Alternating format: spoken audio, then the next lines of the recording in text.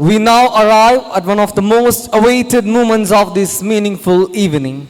Our chief guest, a visionary educationist, A reflective psychologist a gifted writer, and a revered preacher whose words carry insights, inspiration, and enduring relevance. His journey reflects intellectual depth moral clarity and compassionate leadership.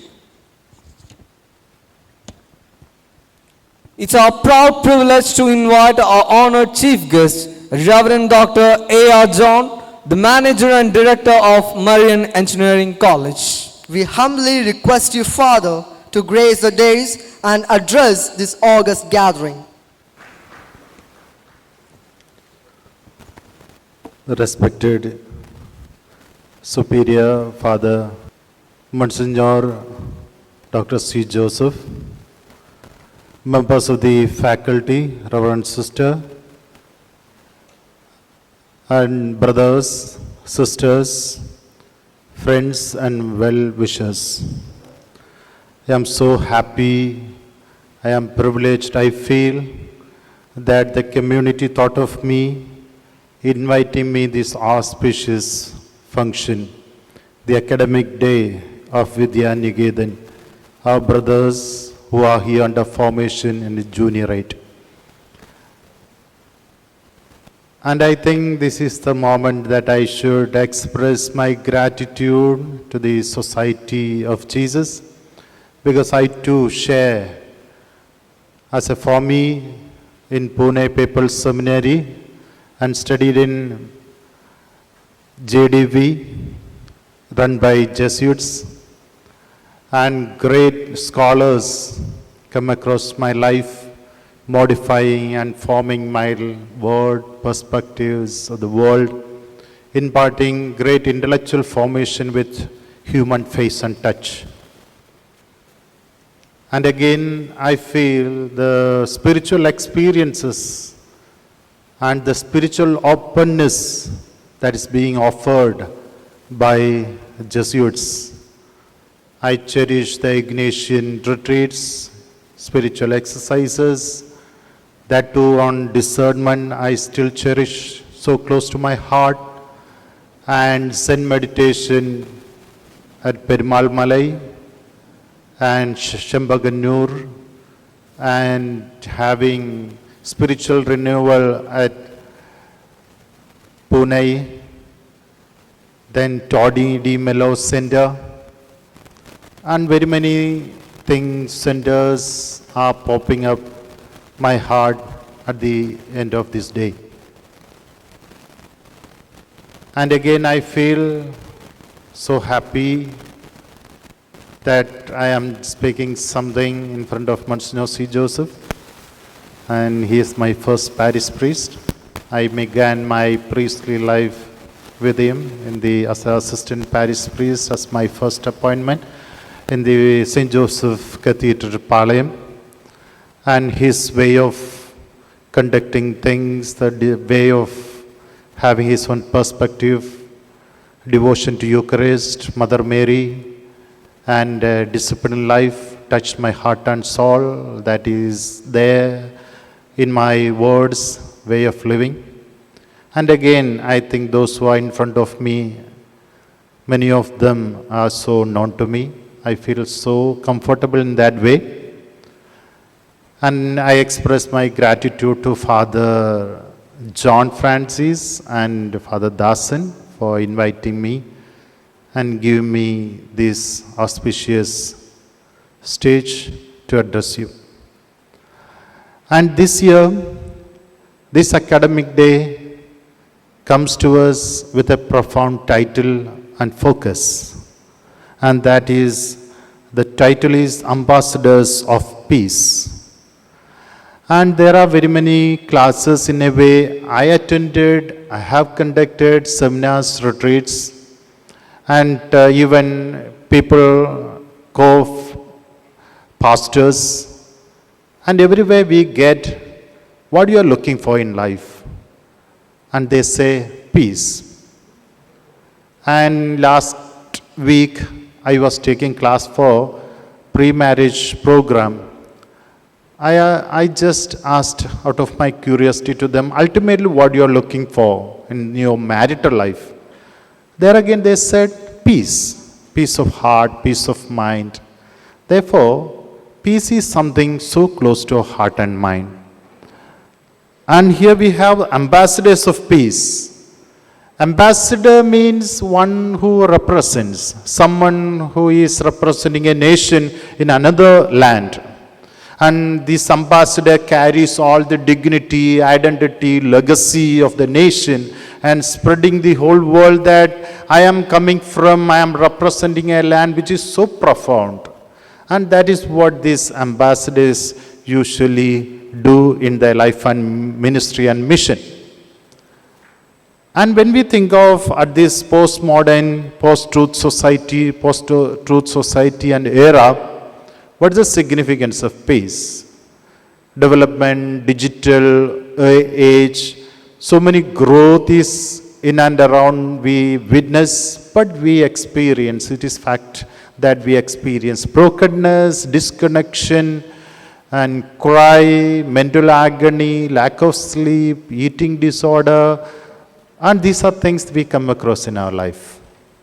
And in this context, as people who are committed for mission, people who are following Christ, having this title, it is very suiting, befitting to reflect upon our life and mission. What does it mean to be ambassador of peace?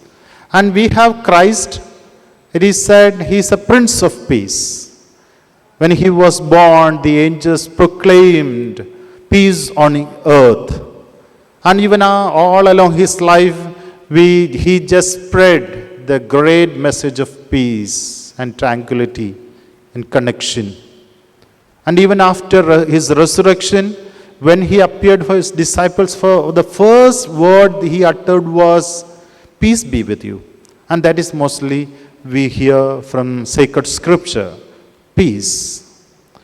And in a way, I am coming from, as far as my education is concerned, mental health area.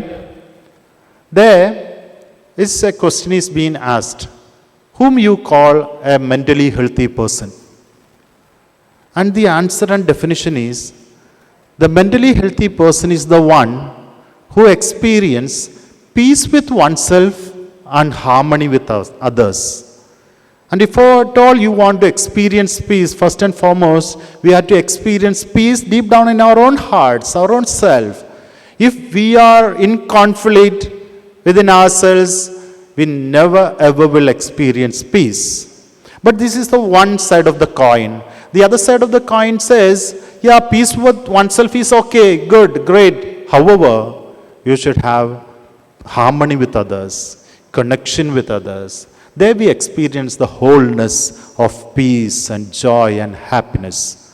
And we have the characteristics of people who are mentally sound.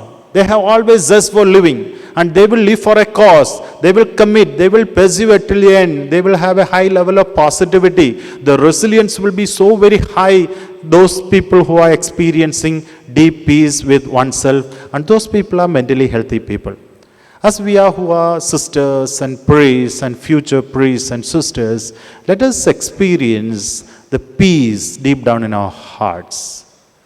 And this peace has something to do with forgiveness. In the positive psychology, this forgiveness is something very vital as far as experiencing peace and joy is concerned. I come across a very perhaps I still remember one incident that happened in the year 2006, October 2, the Amish community in US. Amish community, I think many of you will be knowing this Amish community. It's a Christian denomination, and around the world there are few lakhs of people are there in this community, Christian community, Amish community. But the striking difference with this Amish community, Christian community is they never accept any modern gadgets. And no electricity, no telephone, they don't use even vehicle, they use buggy, horse ride.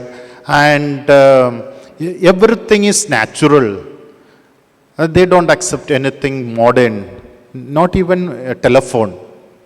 But something happened in the year 2006, this Amish community, that they have a one teacher schools usually. They will have 10 or 12 children, and there will be one teacher, and they will study only till 8th grade. Then they go for farming.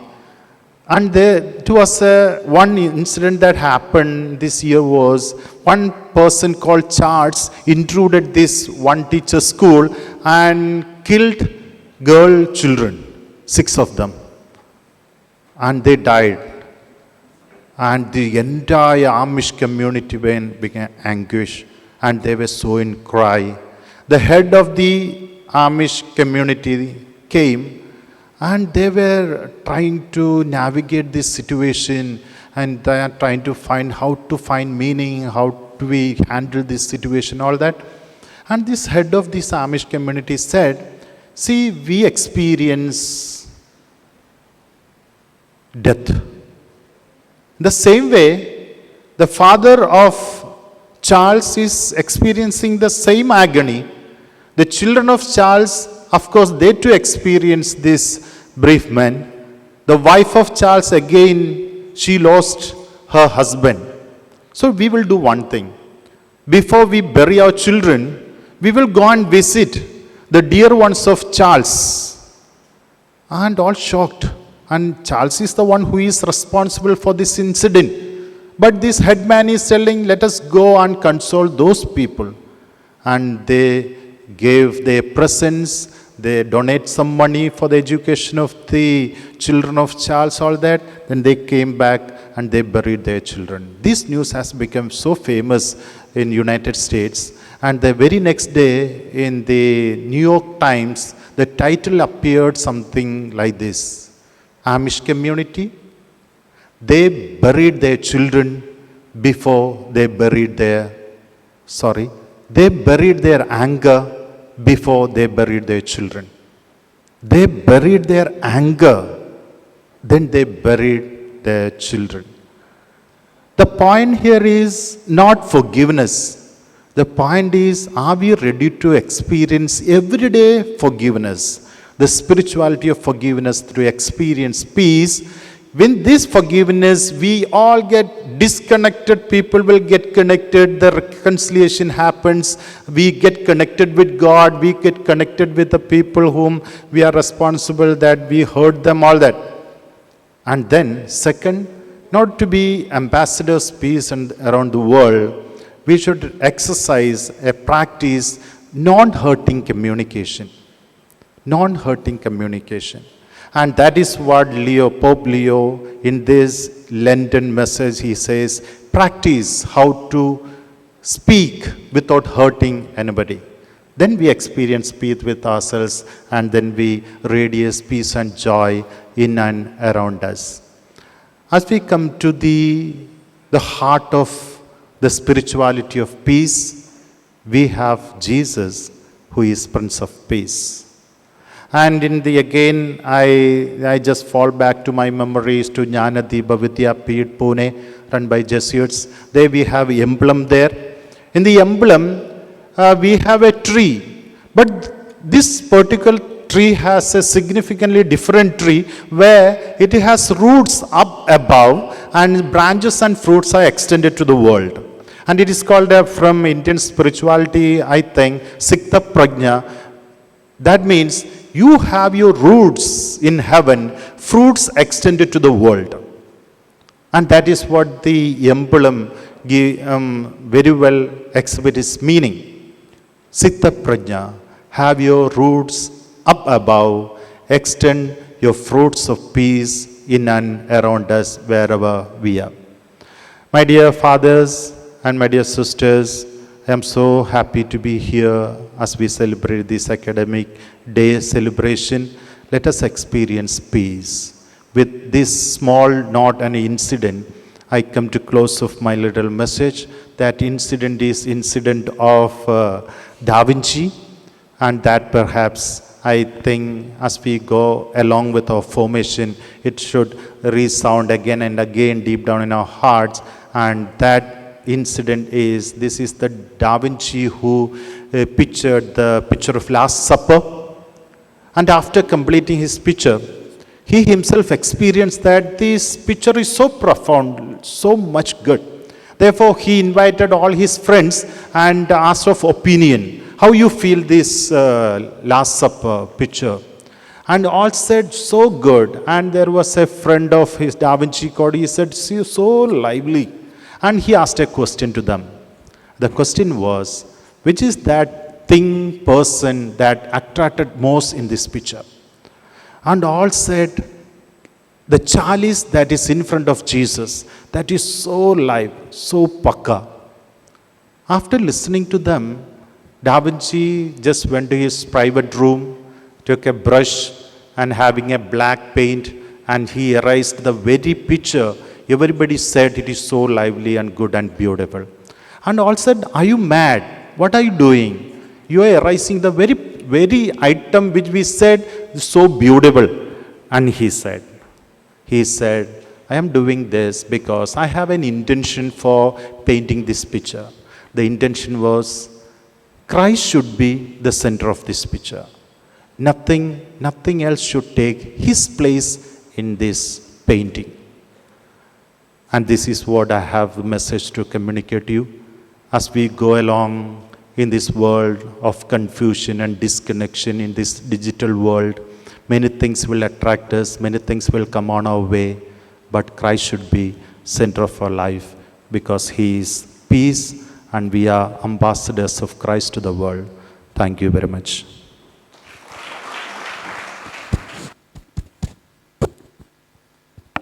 A voice of experience, a vision so clear. The words of our chief guest is the ones we hold dear. Like a spark to a flame, a sail to the breeze, you have stirred up our hearts and you have put us at ease.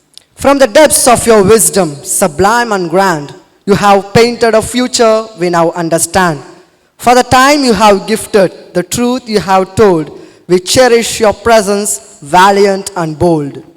We thank you for the intellectual feast you have laid before us and for the inspiring resonance of your message. As ambassadors of peace, we recognize those who build harmony not only through words, but through wisdom, integrity, and action. We now respectfully invite our respected dignitaries, Reverend Father Augustine, the treasurer of the community, to adorn the chief guest with a shawl, and Father George Stephen, the spiritual director, to present the gift to the chief guest as a token of gratitude, admiration, and profound respect.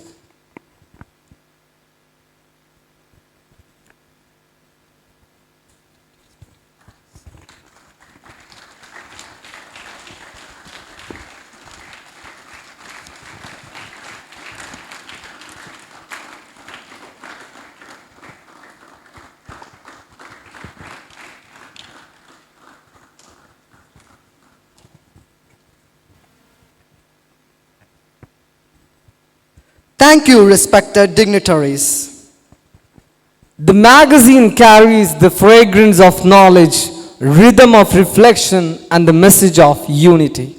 It is a voice of young minds, the canvas of creative expression, and the reflection of the vibrant academic spirit. We now respectfully invite our honored chief guest to kindly come forward for the release of our institutional magazine.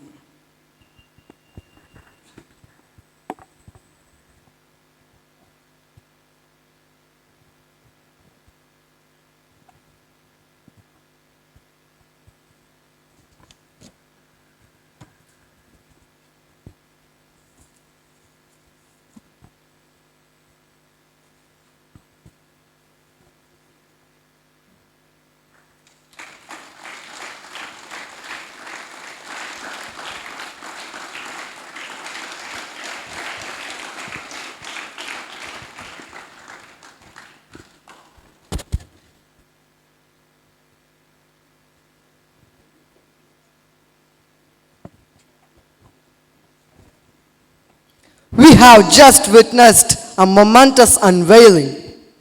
By unsealing these pages, you have officially inaugurated a compendium of peace, a vibrant mosaic of thoughts, art, and aspirational dialogue.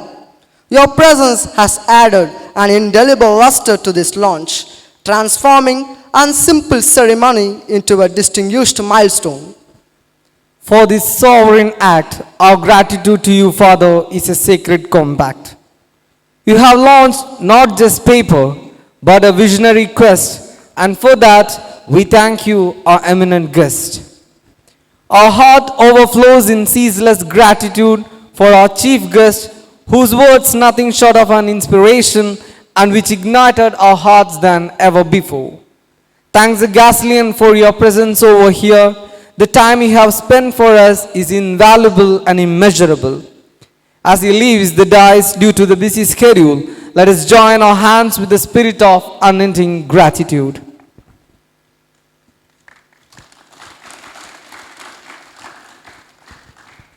The cultural carnival now answers the call. So sit back, relax, and open your heart. For this is where celebration and culture start.